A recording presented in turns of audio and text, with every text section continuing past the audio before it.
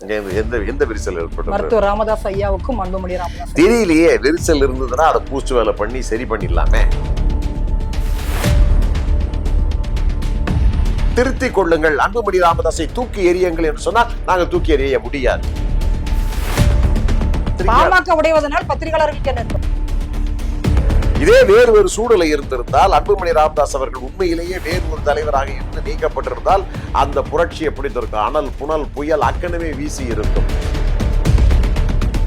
இப்ப மருத்துவர் ராமதாஸ் ஐயா இவ்வளவு விடயங்களை முன்வைக்கிறாங்க அப்படின்னா அதற்கான காரணம் என்ன? அதை தான் சொல்ல வர ஈஸ்வரி. நான் அதை பேசக்கூடாது. இது மாதிரி கேள்வியை நீங்க போட நான் ஏதாவது ஒன்று சொல்லணும்னு நினைக்கிறீங்க. நீங்க அதெல்லாம் நடக்காது. அன்புமணி ராமதாஸ் ஐயா பொறுத்த வரைக்கும் அடுத்த கட்ட நகர்வு பாமக பைலாப்படி என்ன நகர்வு இருக்கும் சார்? ஒண்ணும் இல்லை. அதே பத்திரிகையாளரை சந்திச்சு அன்புமணி ராமதாஸ் ஐயா விளக்கம் கொடுத்திருக்கலாம். இதெல்லாம் விளக்கம் கொடுக்கின்ற அவசியமே கிடையாது. ஐநா சபையிலே பேசக்கூடிய அந்த வார்த்தைகளை பயன்படுத்தி அறிவு கண்ணை திறக்கக்கூடிய ஆற்றல் படைத்தவர் தான் அன்புமணி ராமதாஸ்.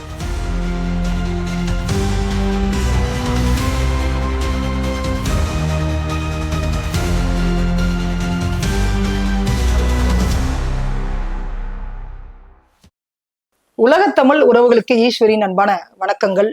செங்கலத்தில் இன்றைய சிறப்பு விருந்தினர் நீதியின் குரல் நிறுவனரும் பாமக கட்சியின் மூத்த அரசியல் தலைவருமான மதிப்பிற்குரிய திரு CR பாஸ்கர் சார். வணக்கம். வணக்கம் ஈஸ்வரி. ரொம்ப மகிழ்ச்சி சார் உங்களை சந்திச்சதுல. நீங்க நேரம் கொடுத்ததுக்கு ரொம்ப நன்றி சார்.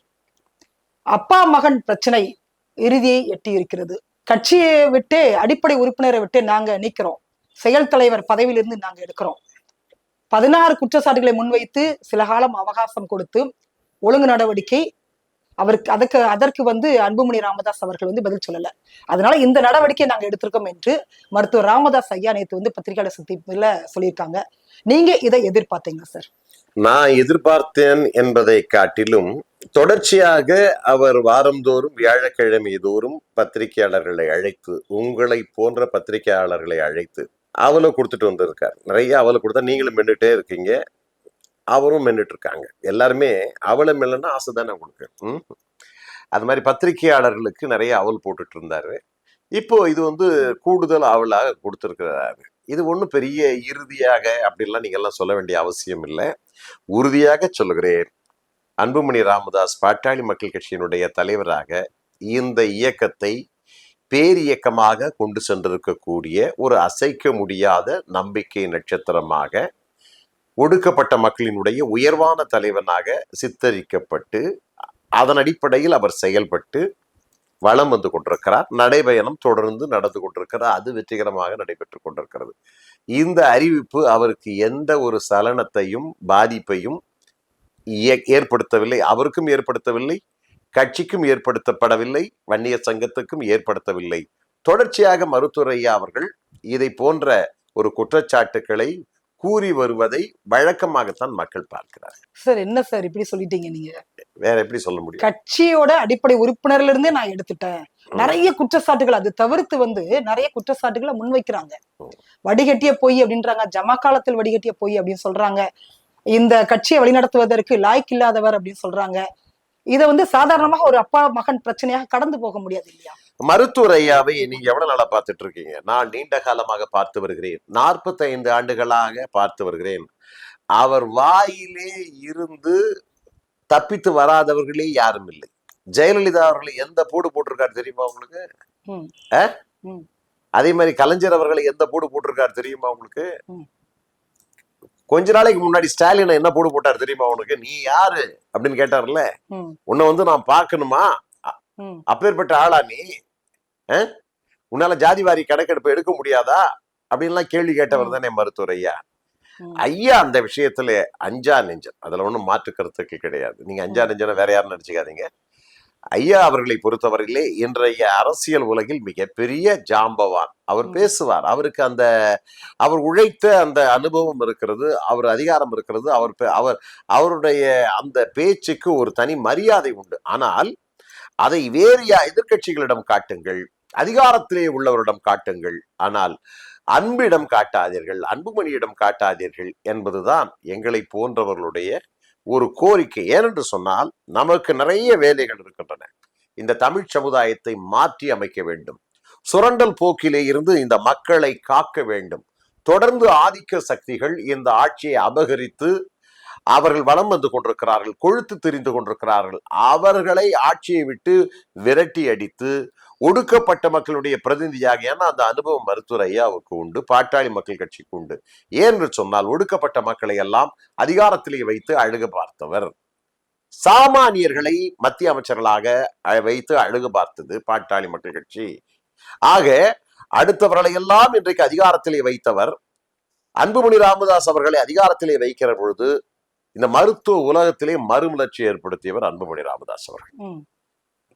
இந்த இந்திய மருத்துவ சுகாதார உலகம் ஒரு எழுச்சியை ஏற்படுத்தப்பட்டது, ஒரு பொற்காலம் அடைந்தது என்று சொன்னால் அப்போ அன்புமணி அவர்கள் சுகாதாரத்துறை அமைச்சராக இருந்த பொழுது. இப்போ அவர் லாயக்கு இல்லைன்னு சொன்னா யாருன்னா நம்புவாங்களா? அன்புமணி ராமதாஸ் அவர்கள் பேசினார் அந்த கிளாரிட்டி ஆஃப் ஸ்பீச் அப்படின்னு சொல்லுவாங்க. அதுல இருக்க ஒரு நயம் என்பதோடு மட்டுமல்ல, நயம்பட உரைத்தனா அப்படின்னு நல்ல தமிழ்ல ஒண்ணு சொல்லுவாங்க, நயம்பட உரைத்தனா.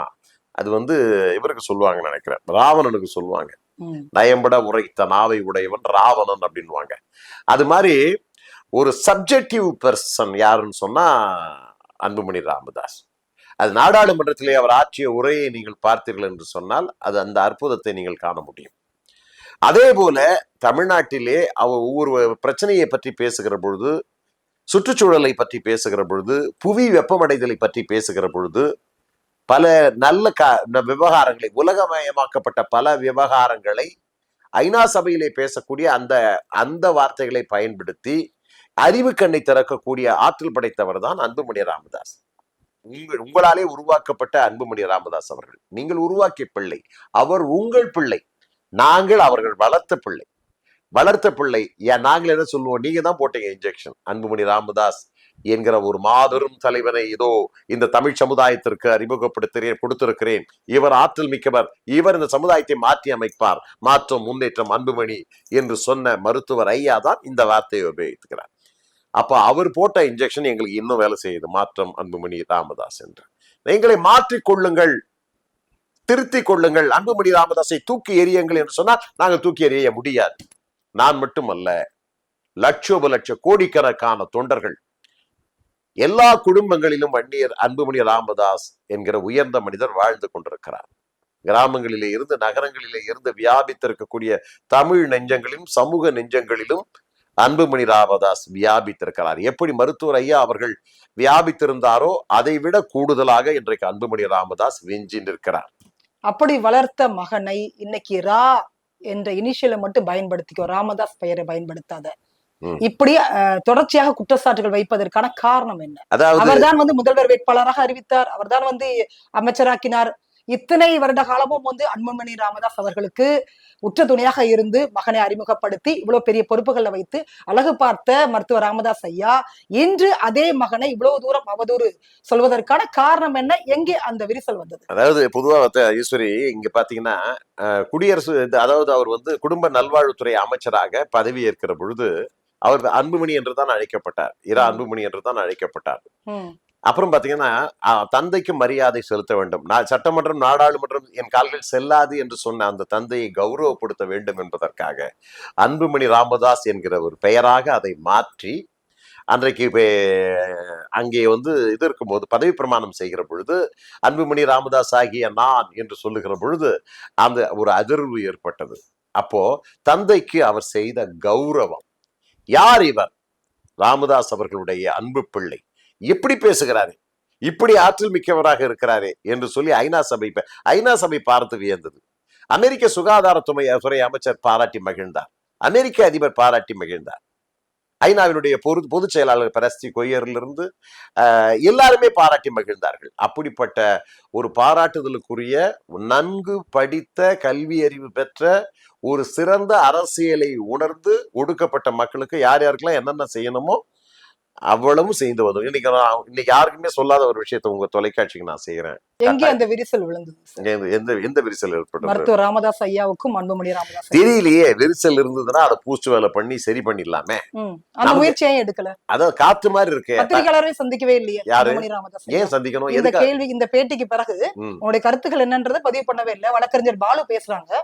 இல்ல பாலு தான் பேசணும். பாலு வந்து வழக்கறிஞர், சட்டம் தெரிந்தவர். பாட்டாளி மக்கள் கட்சியினுடைய பைலா என்ன சொல்லுகிறது என்பதை, அந்த தகவலை பாலு தான் சொல்ல வேண்டும், சொல்ல முடியும். அதாவது வீணான கேள்விகளுக்கு பதில் சொல்லி அது செய்ய வேண்டாம் என்று கருதுகிறார். அது நாகரீகம் கருதி, அது அரசியல் நாகரீகம் கருதி, அதுவும் குறிப்பாக இந்த விரிசல் என்பது தந்தையை சார்ந்து என்று வருகிற பொழுது யாருங்க எழுத்து பேசுவாரு? எதற்காக பேச வேண்டும்? அவங்க தரப்பு அவங்க பதிவு பண்ண வேண்டும். யாரு அது?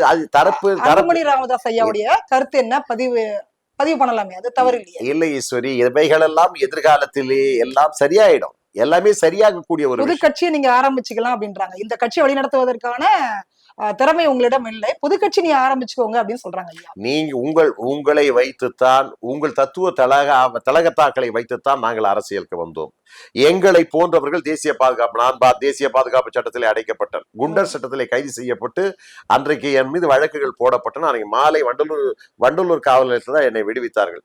ராஜீவ்காந்தியினுடைய படுகொலையிலே இறந்து போனாரே இக்பால், SP இக்பால், அவர் தான் என்னை கைது செய்தார். இன்றைக்கு ஐஜியாக இருந்து ரிட்டையர் ஆயிருக்கார் லட்சுமி பிரசாத் ராவ். அவர்களெல்லாம் அந்த குண்டர் சட்டத்திலே இருந்து என்னை விடுவிப்பதற்காக அன்றைக்கு கையெழுத்து போட்டவர்கள்.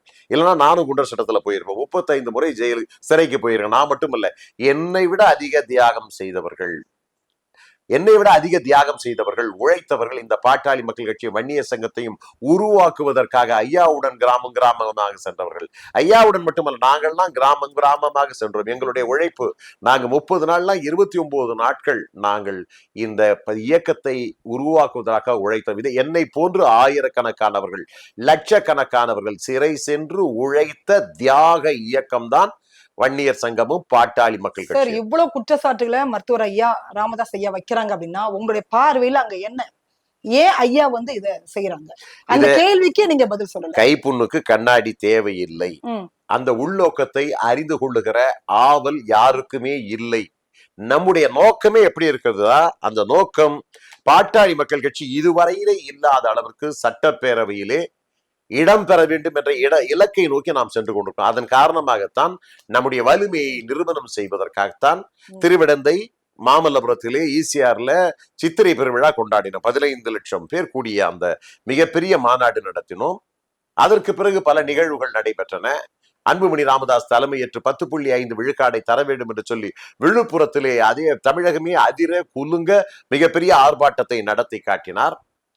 இப்படி தொடர்ச்சியாக நடவடிக்கைகளை நடத்தி கொண்டு சட்டப்பேரவையிலே அதிகமாக இடம்பெற்று சமூக நீதி இடஒதுக்கீடு கிடைப்பதற்கு இன்றைக்கு தொடர்ந்து போராடி கொண்டிருக்கிறார் அன்புமணி ராமதாஸ். அதே போல சட்டப்பேரவையிலே அதிக உறுப்பினர்களை இன்றைக்கு இடம்பெற வேண்டும் என்று நினைத்துக் கொண்டிருக்கிறார் அன்புமணி ராமதாஸ். அவருடைய செயல்பாடுகளுக்கு முட்டுக்கட்டை போடலாமா என்கிற கேள்விதான் இப்பொழுது வருகிறது. ஏன் முட்டுக்கட்டை போடுறாங்க அதுதான் கேட்கிறோம். அந்த முட்டுக்கட்டை போடலாமா? இது எல்லோருக்குமே தெரியுமா? அவருக்கும் தெரியும், கட்சிக்காரர்களுக்கும் தெரியும். யார் பக்கம் இருப்பாங்க கட்சிக்காரங்க? 108 பேர் இன்னைக்கு மாவட்ட செயலாளர், 100 பேர் வந்து அன்புமணி ராமதாஸ் பக்கம் இருக்கிறார்கள். பொதுக்குழு உறுப்பினர்களும் இவங்க பக்கத்துல தான் இருக்காங்க. எல்லாருமே அவர்கிட்ட தான் இருக்கிறாங்க. அப்புறம் என்ன பண்றது? நாம என்ன சொல்றோம்னா, ஐயாவை நாங்கள் தெய்வமாக, குலதெய்வமாக மதித்து நடந்து கொண்டிருக்கிறோம். இதுவரையிலும் நடந்து கொண்டிருக்கிறோம், எதிர்காலத்திலும் நடப்போம். இப்போ அவர் வந்து அவருடைய புகைப்படத்தை போட வேண்டாம் என்று சொன்னாலும் நாங்கள் போடுவோம். எங்களை திட்டுவதற்கோ, விமர்சிப்பதற்கோ, கண்டிப்பதற்கோ, தண்டிப்பதற்கோ அவருக்கு எல்லா உரிமைகளும் உண்டு. குறிப்பாக அன்புமணி ராமதாஸை கண்டிப்பதற்கு அவருக்கு உரிமை உண்டு. ஆனால் இந்த பத்திரிகையாளர்களை வைத்துக்கொண்டு, கொம்பு சீவுகிற பத்திரிகையாளர்களை வைத்துக்கொண்டு, தீ மாதிரி பரவ விட்டு வேடிக்கை பார்க்கக்கூடிய இந்த பத்திரிகையாளர்களை வைத்துக்கொண்டு, நல்ல பத்திரிகையாளர்களும் இருக்கிறார்கள், நல்ல செய்திகளை போடக்கூடியவர்களும் இருக்கிறார்கள். ஆனால் அதே நேரத்திலே கொம்பு சீவ விட்டு அதை வந்து வேறு விதமாக திருப்பி இந்த இயக்கத்தை அழிக்க நினைக்க கூடிய சில பத்திரிகையாளர்கள் முன்பாக எதற்காக வாய் திறந்து இவைகளை பேச வேண்டும்? 4 செவுரு இருக்கு, ஒரு கதவு இருக்கு, பூட்டிக்கோ, உள்ள உட்கார்ந்து பேசிக்கிங்க, முடிச்சுக்கிங்க, வெளியே வருகிற இதுதானே நடக்குது எல்லா அரசியல் கட்சிகள்லயும். எந்த அரசியல் கட்சியில அழுக்கு இல்லை? எந்த அரசியல் கட்சிகள்ல எந்த தலைவர்கள் மத்தியில வந்து தீமைகளை நிரம்பி கிடக்கிற தலைவர்களா இருக்கா? நீங்க அப்பழுக்கற்ற தலைவர்கள். நீங்க இந்த மக்களுக்காக உழைக்க வந்த பாட்டாளி தலைவர்கள், ஏழைகளுக்கான தலைவர்கள், முதுகெலும்பு முறிய பாடுபடக்கூடிய அந்த தோழர்களுக்கான தலைவர்கள் நீங்க, ஏழைகளின் தலைவர் நீங்க. அப்படிப்பட்ட தலைவர்கள் நீங்க. நீங்க வந்து வெளிப்படையா எல்லாத்தையும் சொல்லாம நீங்க வெளிப்படையான தலைவர் தான், டிரான்ஸ்பரன்சி பர்சன். ஆனா அதே நேரத்திலே பொறுப்பேற்கிற தன்மை, அக்கௌண்டபிலிட்டின்னு ஒண்ணு இருக்குது இல்லையா? அதனாலே பாழ்படுவது என்ன? நீங்கள் உருவாக்கிய இத்தனை வருடங்களாக இல்லாமல் இப்ப மருத்துவர் ராமதாஸ் ஐயா இவ்வளவு விடயங்களை முன்வைக்கிறாங்க அப்படின்னா அதற்கான காரணம் என்னன்றத நான் பலமுறை உங்ககிட்ட கேட்டேன் சார். பல பதிவுகள்லயும் உங்கள்ட்ட நான் அததான் சொல்ல வர ஈஸ்வரி, நான் அதை பேசக்கூடாது. அதை பேசக்கூடிய அளவுக்கு அப்ப எனக்கு அங்க அழுத்தம் திருத்தமாக ஏதோ ஒரு காரணம் இல்லாமல் ஐயா வந்து இந்த பேசியிருக்க மாட்டாங்க. ஈஸ்வரி, இது உன் முக தாட்சணைக்காக நான் இந்த இன்டர்வியூ கொடுத்தேன். ம். எங்க நிகழ்ச்சி, எங்க பாட்டாளி மக்கள் சார் இது வந்து இல்ல இல்ல என்னுடைய தனிப்பட்ட கேள்வி இல்ல இல்ல கிடையாது. இல்ல நான் சொல்றேன் 1.5 கோடி ஒரு நிமிஷம், நான் சொல்றது கொஞ்சம் தொண்டர்கள் வந்து பாமக கட்சிக்கு இருக்கிறாங்க. ஆமா. கிட்டத்தட்ட நீங்க சொன்ன 45 வருட கால உழைப்பு இருக்குது மருத்துவர் ராமதாஸ் ஐயா அவர்களுக்கு.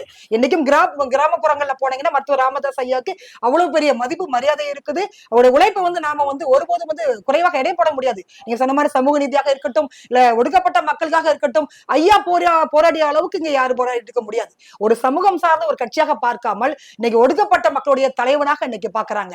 அப்படிப்பட்ட மருத்துவர் ராமதாஸ் ஐயா தன் மகன் மீது இவ்வளவு பெரிய குற்றச்சாட்டை வைக்கும் பொழுது நான் தனிப்பட்ட முறையில் அந்த கேள்வி கேட்கல, நம்ம சமூகம் சார்ந்த ஒரு கேள்வியாக நான் முன்வைக்கிறேன். இல்ல நான் சொல்றேன், இப்ப இன்னும் கூட கூடுதலா நீங்க சொல்லிருக்கலாம் ஐயாவை பத்தி. எனக்கு உங்களுக்கு இப்ப நிறைய இருக்கு சார் நீங்க சொல்வதற்கு. ஏதோ பாட்டாளி மக்கள் கட்சி, உங்களுக்கு தெரியாத வரலாறு கிடையாது. பாட்டாளி மக்கள் கட்சி தோழர் மாதிரி நிறைய எடுத்து சொன்னீங்க. இன்னும் கூட கூடுதலா இருக்கு. நீ உங்க இடத்துல இருந்தா நான் இன்னும் கூட ஐயாவை பத்தி நிறைய புகழ்ந்து பேசுவேன்.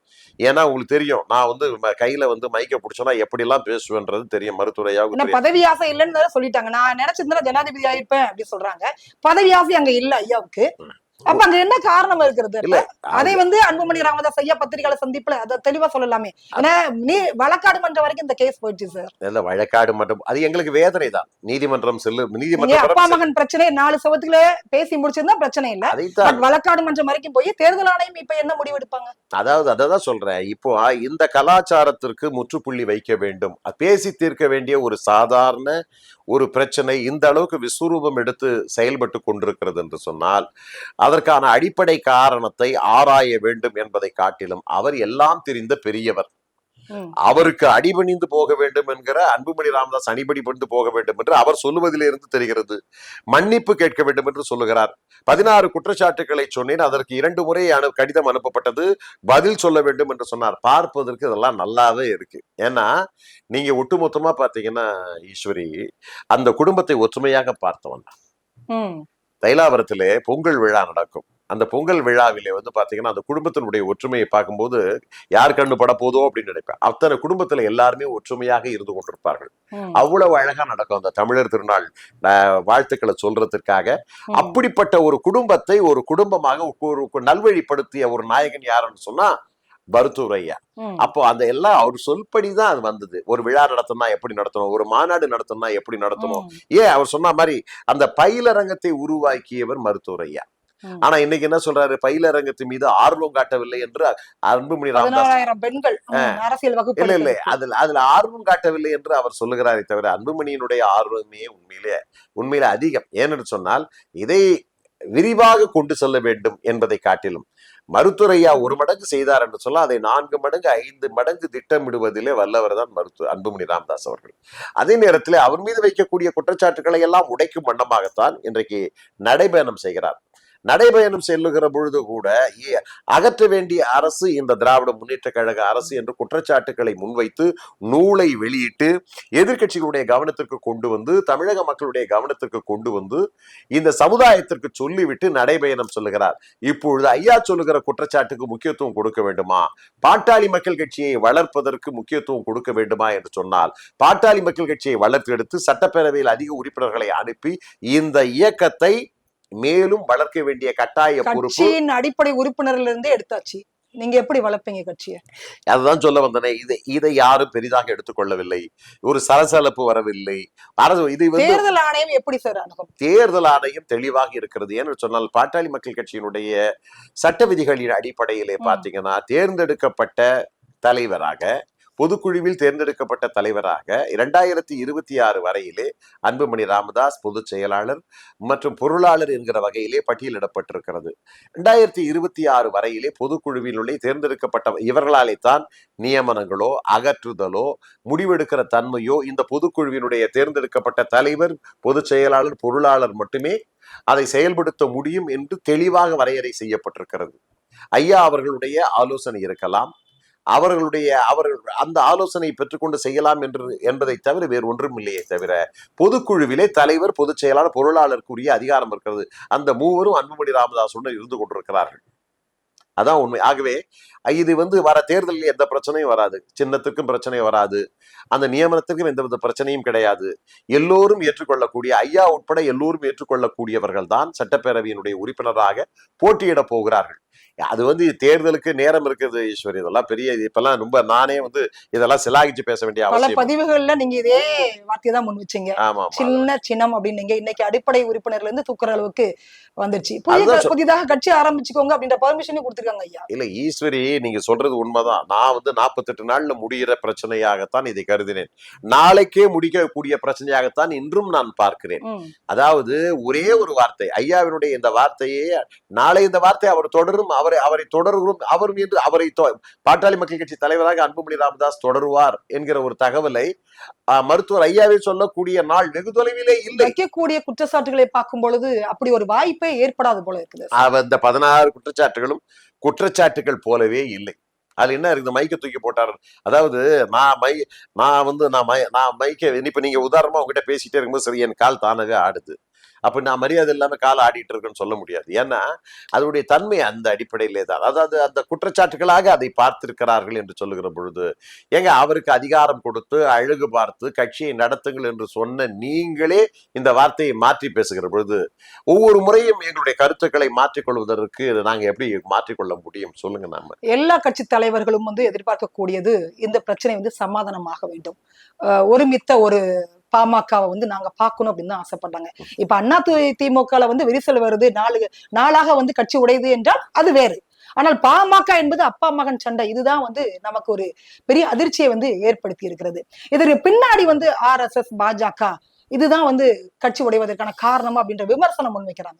அவங்களுக்கு நிறைய வேலை இருக்குங்க, பாஜகவுக்கு நிறைய வேலை இருக்கு. ஏன்னா இவங்க பாட்டாளி மக்கள் கட்சியோ வன்னியர் சங்கத்தையோ அன்புமணி ராமதாஸையோ மருத்துவர் ஐயா அவர்களையோ பகடைக்காய்களாக பார்த்து விளையாடுவதற்கு அல்லது அவர்கள் பகடைக்காய்களாக இவர்களாக மாறுவதற்கு இவர்கள் சாமானியர்கள் அல்ல, விவரம் தெரிந்தவர்கள். இந்த இயக்கத்தை எப்படி கொண்டு செல்ல வேண்டும் என்று ஐயாவுக்கும் தெரியும், அன்புமணி ராமதாஸ் அவர்களுக்கு தெரியும். ஆக இவர்களை பகடைக்காய்களாக மாற்ற முடியும். வேண்டுமானா இவங்க வேணா பாஜகவை பகடைக்காயாக மாற்றுவதற்கு பயன்படுத்துவார்கள். ஏன்னு சொன்னால் இவர்கள் பின்னாலே ஒரு பெரிய சமூகம் இருக்கிறது. இந்த வன்னியர் சமூகம் இருக்கிறதே அது மிகப்பெரிய சமூகம். இந்த இயக்கத்தையோ இந்த சங்கத்தையோ மற்றவர்களோ ஏனையவர்களோ வீழ்த்துவதற்கு இந்த மக்கள் தயாராக இல்லை. இன்றைக்கு மக்கள் இவ்வளவு பிரச்சனைகள் நடைபெற்றுக் கொண்டிருக்கிறது. ஏன் மக்கள் உறுதியாக இருக்கிறார்கள்? மருத்துவர் ஐயா மீது இந்த மக்கள் சினம் கொண்டிருக்க வேண்டும். நியாயமா பார்த்தா ஏன் சினம் கொள்ள மறுக்கிறார்கள் சொன்னால், இந்த சமுதாயினுடைய மேம்பாட்டுக்காக உழைத்தவர். அன்புமணி ராமதாஸ் மீது மரியாதை வைத்திருக்கிறார்கள் சொன்னால் இவர் தான் வழிகாட்டக்கூடியவர். அந்த அடிப்படையிலே தான் இந்த மக்கள் காத்து கொண்டிருக்கிறார்கள். அதாவது இந்த பிரச்சனை எப்படியும் முடியும் என்கிற வைராகிய உணர்வோடு இந்த மக்கள் காத்து கொண்டிருக்கிறார்கள். இதற்கான தீர்வு என்பது மிக விரைவிலே வரும். ஐயா மனமாற்றம் அடைவார் என்பதுதான். ஐயா மனமாற்றம் அடைவார், அதற்குரிய சூழல்கள் கனிந்து வருகிறது என்பதுதான். இன்னும் கூட சினத்துக்கு உச்சிக்கு அவர் போகலாம், ஆனா இது மேல ஒரு எட்ஜு கிடையாது, இதுக்கு மேல அவரால் போக முடியாது. ஆனால் இனிமே இறங்கி வர தரணும் தான். இதுவரை ஏறி நிக்கிறார், இது இறங்கி வரணும். பாஜகவை பொறுத்த வரைக்கும் ஒற்றை தலைமை அதுல அவங்களுக்கு ஈடுபாடு கிடையாது. அண்ணா திமுகவை அப்படிதான் அவங்க உடைச்சாங்க, பாமகவும் அப்படிதான் அவங்க உடைக்கிறாங்க அப்படின்ற ஒரு விமர்சனம் சார். இல்ல பொதுவாவே பாஜக இன்னைக்கு பாத்தீங்கன்னா பாஜகவுடைய எண்ணங்கள்லாம் பாத்தீங்கன்னா வித்தியாசமா தான் இருக்கு. அவருடைய நோக்கம் தமிழ்நாட்டை பொறுத்தவரையிலே அவர்கள் காலூன்ற நினைக்கிறார்கள் என்பதிலே மாற்று கருத்துக்கள் இல்லை. அதே நேரத்திலே இன்றைக்கு காலூன்ற வேண்டும் என்று சொன்னால் அதிமுக வேண்டும், பாமக வேண்டும் என்று பாஜக கருதுவதிலும் மாற்று கருத்துக்கள் இல்லை. இந்த எண்ண ஓட்டத்தின் அடிப்படையிலே சென்று கொண்டிருக்கிறதே தவிர இன்னும் கூட்டணி முடிவாகாத ஒரு நிலைமைதான் இருந்து கொண்டிருக்கிறது. அதிமுக கூட்டணி தலைவராக எடப்பாடியை அறிவித்து விட்டு அமித்ஷா சென்றிருக்கிறாரே தவிர இதிலே பாமகவினுடைய பங்களிப்போ பாமகவை பற்றியோ எந்த விதமான பேச்சும் இடம்பெறாத ஒரு சூழ்நிலையில் கூட்டணி குறித்த எந்த விதமான முக்கிய அறிவிப்பையும் மருத்துவர் அன்புமணி ராமதாஸ் அவர்கள் வெளியிடவில்லை. விரைவில் வெளியிடுவார் என்று நான் நம்புகிறேன். மருத்துவர் ராமதாஸ் ஐயாவை இயக்குவது திமுக அப்படின்ற ஒரு விமர்சனம் இருக்கு சார். அதுதான் அதாவது அது பல பேர் பேசுறாங்களே தவிர அதற்கான எந்த முகாந்திரமும் இல்லை. ஐயாவை யாராலும் இயக்க முடியாது. ஆரம்பத்திலிருந்து நான் சொல்லிக் கொண்டிருக்கிறேன். ஐயா இயக்குவது மற்றவர்கள் இயக்கக்கூடிய அளவுக்கு ஐயா சாதாரணமானவர் அல்ல. மற்றவர்கள் பேச்சை கேட்கக்கூடிய அளவுக்கு ஐயா வந்து அறிவு மட்டுப்பட்டவர் அல்ல. அவர் அறிவு திறமை வாய்ந்தவர். இந்த வயதிலும் கூட 87 வயதிலும் கூட எதிர்நீச்சல் போட்டு அரசியல் நடத்தக்கூடிய ஆற்றல் படைத்தவர். எத்தனை தலைவர்கள் வந்தாலும் எதிர்த்து நின்றாலும் ஆவேசமாக அரசியல் செய்யக்கூடிய ஆற்றல் படைத்தவர் மருத்துவர் ஐயா அவர்கள். என்னை பொறுத்தவரையிலே எனக்கு ஒரு 110 ஆண்டுகள் ஆனாலும் அவர் இந்த மாதிரி அரசியல் பண்ணுவார் தான் எங்களுக்கு தெரியும். ஆனால் அந்த அரசியலை அன்புமணியிடம் செய்யாதீர்கள் என்றுதான் எங்களுடைய கோரிக்கையாக நாங்கள் அவரிடம் வைக்கிறோம். இத்தனை வருடங்களாக இல்லாம இப்ப 6 மாத காலமாக இந்த பிரச்சனை இந்த அளவுக்கு வந்திருக்குது அப்படின்னா திமுக இந்த மாதிரியான கட்சிகளை தாண்டி குடும்பத்தில் இருக்கக்கூடிய பிரச்சனை, சமீபத்துல வெளிவந்த ஒரு புகைப்படம், அங்க இருந்துதான் இந்த பிரச்சனை ஸ்டார்ட் ஆகுன்ற மாதிரியும் ஒரு விமர்சனம் இருக்குது சார். உண்மையா அதுதானே சார்? சொத்து பிரச்சனையா இல்ல வந்துட்டு அதிகார பிரச்சனையா? இல்ல அது வந்து பாமகவை யார் கைப்பற்றுவது? இல்ல அது வந்து எல்லா குடும்பங்களிலும் இருக்கிறது. எல்லா அரசியல் தலைவர்கள் குடும்பங்களிலும் இருக்கக்கூடிய குடும்பம் தாண்டி வெளியே வந்துச்சா சார்? இல்ல எல்லா இடத்துலயும் தான் வெளியே வருது. எல்லா இடத்துலயும் வெளியே வருது. எல்லா இடத்துல அதாவது அதற்கு வெளிப்படையாக ஒத்துக்கொள்ள, அதுக்கு மறுப்பு தெரிவிக்க யாரும் மறுப்பு தெரிவிக்கவில்லை. அதை எங்கள் தரப்பிலும் இருந்து அன்புமணி ராமதாஸ் தரப்பில் ஏன் என்கிற ஒரு கேள்வி யாரும் எழுப்பவில்லை. அது ஒரு பெரிதாக நாங்கள் பார்க்கவில்லை. ஏன்னா இது எங்களுக்கு ஏற்கனவே தெரியும். 40-45 ஆண்டுகளாக நான் அறிந்தவன். ஆகவே இது இப்ப பூதாகரமாக்கி பெரிதாக்கியது உங்களை போன்ற பத்திரிகையாளர்கள் தான் ஆக்கி இருக்கிறார்கள். தேவையில்லாத ஒரு பிரச்சனை பார்த்து கடந்த வாரம் முழுக்க அதே ஒளிபரப்பி செய்து கொண்டிருக்கிறீர்கள். அதே பத்திரிகையாளரை சந்திச்சு அன்புமணி ராமதாஸ் ஐயா விளக்கம் கொடுத்திருக்கலாமே. இதெல்லாம் விலகம் கொடுக்கின்ற அவசியமே கிடையாது. அன்புமணி ராமதாஸ் என்கிறவர் சாதாரண அரசியல். அடிக்கடி உங்களை சந்திச்சுக்கிட்டு நீங்க கொக்கி போடுற இந்த கேள்விகளுக்கும் சீவி விடுற இந்த பென்சில் சீவரா மாதிரி சீவிட்டு இருக்கு. இந்த பிரச்சனை முக்கியமான பிரச்சனை இல்லையா சார்? இல்ல இதுக்கெல்லாம் கட்சியில இருந்தே தூக்கிட்டோம் அப்படின்னா அதை சந்திச்சு அவங்களோட தரப்பு நீங்க சொல்லிருக்கலாம். இல்ல அதுக்குதான் எங்க ஆட்கள் இருக்காங்க, ஸ்போக்ஸ் பர்சன்ஸ் இருக்காங்க. அதுக்கப்புறம் வந்து பாத்தீங்கன்னா சட்ட வல்லுநர்கள் இருக்கிறாங்க, அவருடன் இருக்கிறார். அவர்கள் பேசுவது சரியாக இருக்கும். தேவையில்லாத ஒரு விஷயம். அதாவது இது தேவை, இது கட்டாயம், காலத்தின் கட்டாயம், இப்பொழுது பேசித்தான் தீர வேண்டும் என்று சொன்னால் எங்கே பேச வேண்டும் என்பதிலே அன்புமணி ராமதாஸ் அவர்களுக்கு தெரியும். யாரை பேச வைக்க வேண்டும் என்று அவருக்கும் தெரியும். அந்த அடிப்படையிலே தான் இன்றைக்கு செயல்பட்டு கொண்டிருக்கிறார்கள் என்று நான் கருதுகிறேன். அந்த அளவுக்கு இருக்கக்கூடிய சமுதாயத்துக்காக பங்கெடுத்த மருத்துவர் ராமதாஸ் ஐயா, கிராமப்புறங்கள்ல அவங்களுக்கு இருக்கக்கூடிய மரியாதை இன்று வந்து அன்புமணி ராமதாஸ் ஐயா அவர்களுக்கு இருக்கிறதா? அது வந்து இல்லைங்க, இப்போ வந்து சொல்றேன், அதான் சொல்றேன் நான். அதாவது மருத்துவர் ஐயாவை காட்டிலும் வேகமான அரசியல், ஐயா வேகமான அரசியல்னா அன்புமணி ராமதாஸ் வேகமும் விவேகமும் கலந்த அரசியல். நானும் ஒரு நக்சலைட் என்று சொல்லிக் கொள்வதிலே பெருமை அடைகிறேன் என்று மருத்துவர் ஐயா அவர்களும் சொல்லுகிறார். ஏனென்று சொன்னால் அதற்கான கட்டாயம் தமிழ்நாட்டிலே இருந்தது. அன்றைக்கு வறுமை இருந்தது, சுரண்டல் இருந்தது, கொத்தடிமைத்தனம் இருந்தது, அதே நேரத்திலே சமூக சீரழிவுகள் இருந்தது. அவைகளை எல்லாம் கிளர்ச்சி செய்ய வேண்டும், புரட்சி செய்ய வேண்டும். அந்த பாரதிதாசனுடைய வரிகள் இருக்கிறது பார்த்தீங்களா? புரட்சி செய்யுங்கள், நீங்கள் புரட்சி செய்யுங்கள், கூறில்லாத வாளை கூறாக்குங்கள் என்று சொல்லக்கூடிய அந்த பாவேந்தர் பாரதிதாசன் பாடலுக்கு இணங்கத்தான் ஒரு சீரிய நக்சல் தலைவர்களை காட்டிலும் அந்த புரட்சிகரமான எண்ணங்களோடு தான் இந்த அரசியல் அமைப்பை துவக்கியவர் மருத்துவர் ஐயா. அதைத்தான் சொல்லுகிறேன். அந்த புரட்சியும் அந்த அறிவும் வேகமும் கலந்து அதை விட 4 மடங்கு பாயும் புலியாகத்தான் இன்றைக்கு அன்புமணி ராமதாஸ் அவர்களை நான் பார்க்கிறேன். சார், கொஞ்சம் வெளிப்படையாக நான் கேட்கிறேன். இந்த பிரச்சனை ஒரு முடிவுக்கு வருகிறது. ஐயா சொன்ன மாதிரியே ஒரு கட்சி, புது கட்சி அன்புமணி ராமதாஸ் ஐயா அவங்க ஆரம்பிக்கிறாங்க அப்படின்னு வச்சுக்கோங்களேன். சின்னம் வந்து என்னவாக இருக்கும்? அப்படி ஒரு வாய்ப்பு. இந்த மாதிரி கேள்வி எல்லாம் பேசக்கூடாது. நீங்க வந்து அதாவது நீங்க நிறைய கேட்டுட்டீங்க. நான் தான் சொல்லிட்டேன். நான் ஓரளவுக்கு தான் பதில் சொல்ல முடியும். எங்க கட்சியை பொறுத்தவரையிலும் அடுத்த கட்டம் என்னவாக இருக்கும்? இல்ல நான் வந்து கட்சியில் எந்த பொறுப்பிலும் தற்பொழுது கிடையாது. நான் நீதியின் குரல் அமைப்பை நடத்தி கொண்டிருக்கிறேன். பாட்டாளி மக்கள் கட்சியுடைய மூத்த தலைவராக இருக்கிறேன், துணைத் தலைவராக இருந்தேன், துணை பொதுச் செயலாளராக. இளைஞர் அணி தலைவர், அவர் வைத்திருந்த இளைஞர் அணி தலைவர் 20 ஆண்டு காலமாக பாட்டாளி மக்கள் கட்சியில் வைத்திருந்த அந்த முன் அனுபவம் சார்பாகத்தான், மூத்த தலைவராகத்தான் நான் பேசிக் கொண்டிருக்கிறேனே தவிர என் மீது யாரும் ஒழுங்கு நடவடிக்கை எடுக்க முடியாது, என்னை யாரும் கேள்வி கேட்கவும் முடியாது. அதே நேரத்திலே நான் ஆலோசனை சொன்னால் அதை கேட்டுக்கொள்ளுகிற இடத்திலே தான் அவர்களும் இருக்கிறார்கள். அந்த வகையிலே தான் ஆலோசனை சொல்லிக் கொண்டிருக்கேன். நீங்க உடனே ஒரு யூகத்தை கிளப்பி அவர் சொல்ற மாதிரியே நீங்க பேசுனீங்கன்னா என்ன அர்த்தம்? நான் தான் சொல்லிட்டேன், பாட்டாளி மக்கள் கட்சி தலைவரா அன்புமணி ராமதாஸ் அவர்கள் நீடிப்பார், அதிலே மாற்று கருத்துக்கள் கிடையாது. இதே வேறு ஒரு சூழலை இருந்திருந்தால் அன்புமணி ராமதாஸ் அவர்கள் உண்மையிலேயே வேறு ஒரு தலைவராக இருந்து நீக்கப்பட்டிருந்தால் அந்த புரட்சி எப்படி இருக்கும்? அனல் புனல் புயல் அக்கனவே வீசி இருக்கும். தேர்தலுக்கே சில மாதங்கள் தான் இருக்கு, 5-6 மாதங்கள் தான் தேர்தலுக்கு இருக்குது. அதற்கு முன்னாடி இந்த பிரச்சனை எப்படி சரியாகும்? வழக்காடு மன்றத்துல கேவிட் மனு ஐயா போட்டிருக்கிறாங்க. இதெல்லாம் ஒண்ணு இல்லைங்க, இதெல்லாம் இக்னோர் இட், அலட்சியப்படுத்தப்பட வேண்டிய ஒரு விஷயம். நான் இது கூட பெரிய வார்த்தையை தான் உபயோகப்படுத்துறேன், இக்னோர் இட். யாருடன் கூட்டணி இருக்கும் சார்? எது யாருடன் கூட்டணி? மீண்டும் மீண்டும் சொல்லுகிறேன், வலுவான கூட்டணி இருக்கும். திராவிட முன்னேற்ற அழக அரசை தூக்கி எறியக்கூடிய வலுவான கூட்டணியில் இடம்பெறக்கூடிய ஒரு எண்ணங்களோடு தான், எண்ண ஓட்டத்தோடு தான் அன்புமணி ராமதாஸுடைய நடைபயணம் இருக்கிறது. அன்புமணி ராமதாஸ் இந்த கூட்டணியை தீர்மானிக்கக்கூடிய இடத்தில் இருக்கிறார். அப்படி வரும்போது ஐயா அவர்களுடைய ஒப்புதலோடு அந்த கூட்டணி அமையும் என்பதை இந்த இடத்துல நிச்சயமா. அகிலேஷ் யாதவ் மாதிரி அன்புமணி ராமதாஸ் ஐயா அதற்கான வாய்ப்புகள் இருக்குதா? அப்படிலாம் கிடையில்லைங்க, அதுதான் சொல்ல வரேன். ஊதி பெருசாக்காதீங்க. இது மாதிரி கேள்வி நீங்க போட நான் ஏதாவது ஒண்ணு சொல்லணும்னு நினைக்கிறீங்க நீங்க, அதெல்லாம் நடக்காது. உங்கள் எண்ணங்களிலே அதெல்லாம் அந்த தீங்கி நினைக்கக்கூடிய எண்ணங்களுக்கு எல்லாம் இடம் கொடுக்காது. இது கேள்வி சார், மக்கள் சார்ந்த ஒரு கேள்வி, மக்கள் எதிர்பார்க்கக்கூடிய ஒரு கேள்வி. இல்ல இதுல தீங்கு அப்படின்ற ஒரு வார்த்தை எதிர்பார்க்க இல்ல, நீங்க உறவே வந்துருச்சு. பாமக உடைவதனால் எங்களுக்கு என்ன தீங்கு இருக்குது? பத்திரிகையாளர்களுக்கு என்ன இருக்கு? அதனால ஒண்ணுமே கிடையாது. பாமக உடைவதனால் பத்திரிகையாளர்களுக்கு என்ன இருக்கு? அந்த வகையில் நல்ல பத்திரிகையாளராக நினைத்துதான் உங்களை வரவழைச்சு நான் பேசிக்கிட்டு இருக்கிறேன். அது கொம்பு சீவிர பத்திரிகையாளர் மருத்துவர் ராமதாஸ் ஐயா இருக்கிற வரைக்கும் அவங்களே இந்த கட்சியை வழி நடத்தினா என்ன சார்?